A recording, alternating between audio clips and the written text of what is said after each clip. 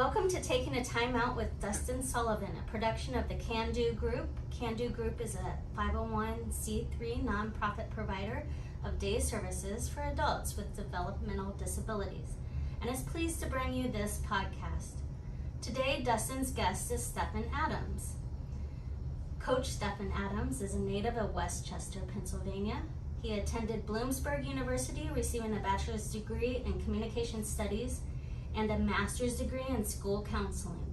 Stefan played football while attending Bloomsburg University and was voted team captain his senior year, and helped his team achieve 2 NCAA playoff appearances, making it to the national semifinals and one of the playoff appearances. Currently, he serves as a counselor in the Findlay City Schools and is entering his second year as the head football coach. Stefan holds the Findlay High School record for most wins as a first-year coach, leading the Trojans to a 9-4 record and a regional final appearance in 2021 OHSAA football playoffs. And now I will turn the mic over to Dustin Sullivan. You turn the mic toward. Welcome to Taking the Time Out with Dustin Sullivan. Are you ready, Stefan Adams? Dustin, I think I'm ready. I got fired up off that intro. Thank you. My wife thinks I'm cool now. Yeah. So, whatever got you into coaching? It's something that I always knew that I wanted to do. Yeah. I'm not gonna. I know. I look back at my family. We grew up in the church, so we just always knew what serving people meant. So that's all I've known is helping people and serving people. So the athletics is just another way to be able to do it at a bigger capacity. So it's something I knew from day one. I knew it when I was a water boy. I knew it when I was in all the programs that I was going to all signs lead back to coaching. So was it kind of hard replacing a legend at Finley and Mark Britzler? Of course it is. Mark done such a great job. He spent time. He cared about the program, the kids. He's a former alum. And the beauty is I got a chance to kind of be with him for 2 years as an assistant and learn from him and still pick his brain to this very day. Yeah. So what are your hobbies other than football? Good point. I would say at this point in time in my life, my biggest hobby is spending time with my family. I have a 14-month-old monster. His name is Dax John, and that's my hobby now. And I don't have time. If I'm not at school, work, or football, I'm spending time with my wife and my son, and that's, I get away and do other things, but I'd say that's number one right now. That's awesome. What is your favorite all-time movie ever? Ooh, that's on the spot. Okay, let's go. I got a couple rolling in the brain right now. Wow, Gladiator. I like Gladiator. And that has some sentimental value to me because my father, who's passed on, we would literally I'm not lying to you, probably 15, 20 times a year, find some time to watch that before football games, the night before, and afterwards. So that's definitely one that sticks with me to this day. Is that one you share with your teammates? Your team, actually. Well, I don't want to spoil it, but this year, if they hear this, we're going to spend some time watching some of the clips from there. Yeah. I've done some research over the time, the off season, to find clips that really fit our culture and what we're about, and there's a lot of stuff in there that I pull from, so they'll definitely be hearing some Gladiator this year. Okay, we got another personal question. Please. What is your dream vacation destination? Oh man, good one, Thailand. I've actually, since I was a kid, I was always intrigued by Asian architect and culture.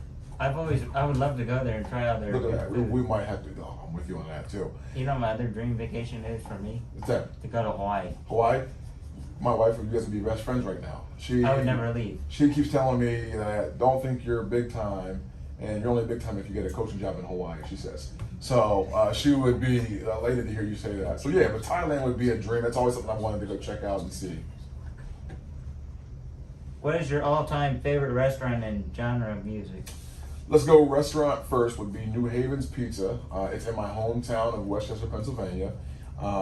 These guys have known me since I've been a little kid, and they still work there to this day. It's the coolest thing ever, and they know when I come in there, especially now when I come back home to visit, to make sure my large cheesesteak, fried onions and put some ketchup on it, And then make sure you have that jumbo shrimp platter waiting for me too. So that is New Haven's Pizza in Westchester, Pennsylvania is my favorite restaurant and place. And then the other question was genre of music. Yeah. Yeah. I would say I love old school R&B.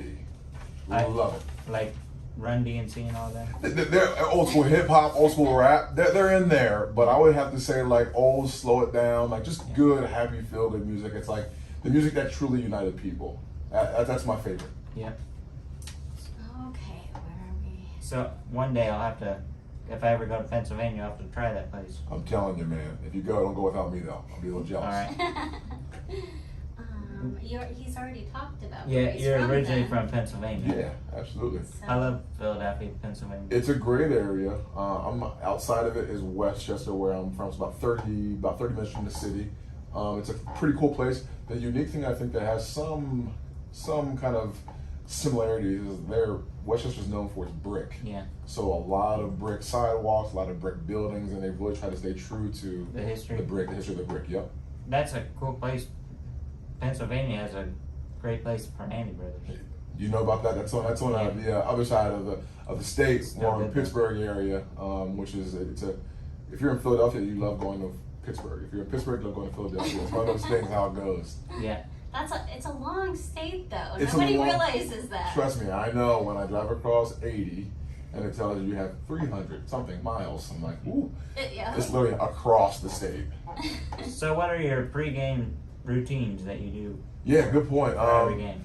I would say you want to know both. I have player and coach. They're a little Yeah. different. Okay, as a player, I literally would get to the facility at the crack of dawn, and I'd actually work out. That's smart.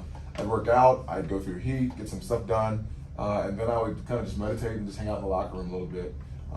That'd be like the game plan for as a player. And watch that Gladiator movie. That was how I was like cranked up the night before. I got it all pumped up. As a coach, you know what's kind of funny? As a coach, I almost got to go. I almost am better if I am not around, because literally we're in school all day long, and then that time between after school to when we actually play a game is so long that like I haven't done this in a while, but I'm gonna add it to it. I'm gonna start working out again before games, because I am not good with dead time. So I actually gonna add my old routine as a player into what I do as a coach and start a new tradition. So what's your most funniest moment as a coach? Funniest moment. Okay, I got a good one for you. This will be this year. Okay, I realize that I am truly 34. I tried to celebrate one time, and I got so cranked up, and then I came down and hurt a little on my ankle, and I'm like, oh no, and it hurt really bad, and I really probably should have been walking with a limp, but I couldn't let anybody see it. So like something actually happened in my ankle, but the next thing the funny was, I think I ripped my pants too. So it was just kind of a double whammy, to say the least. That was one of my funny. I left it myself. Nobody else had to know it, but I'm like, man, you gotta get in shape, because you can't be out there spraining ankles celebrating anymore. Yep, I'm joining the 30 Club next year. There you go, man. Welcome to it. Is there any questions before that one? Well, no, we were going to go to that one. What was your most memorable moment as the Findlay High School football coach? You know, I would say there were so many this year, but I think for me, with the seniors, we had a great group of seniors. We're talking 18 guys who they had 4 coaches in 4 years. So they had a freshman head coach, Mark Ritzler, Matt Pease, Stefan Adams. So I would say the most memorable moment was really probably the first game when we beat Anthony Wayne. Watching their happiness for me and me trying to give them my happiness for them, right? The love that those guys had for each other and that I had for them. I was just so happy for them. That was one of them. I can speak on many of them, but I think just the start of like, they were like, hey coach, that's your first win. They were so happy for me to get my first win at Findlay that I think that was just fun all around and exciting. So I think you guys might have a good chance of winning this year. You know, we gotta work. The kids are working hard. We're giving ourselves a chance. What I always say, the guys are showing up. They're accountable. They're working extremely hard. We ended with a great workout today. So when I think you have everybody doing what they're supposed to do and doing it the right way, you give yourself a chance. So I'd like to say right now, we're giving ourselves a chance. Yeah. So when you grew up, did you have a famous athlete you looked up to? You know, this might sound crazy. I did not. My father was my everything. He was my favorite athlete, my favorite person, my That's favorite awesome. everything. And I always had this kind of structure of like I had the top role model in my house. So I was fortunate to have that, and I know that. That's what I never take for granted, and my time with him was well spent. But I would say like I never looked at those guys as bigger than life for me because I thought I had a bigger than life figure right in my home. Yeah. So what are your things, your goals after football? What are you gonna plan on doing when you're done? When I'm coaching one day? When you're done coaching? Yeah, good point. I have so many things that I think I would like to do. I think when it's all said and done, I'll probably do something that keeps me involved with people, man. I don't know what that is, but I'm the guy that said never a lot in my life. Yeah. And everything I said never to, I'm doing.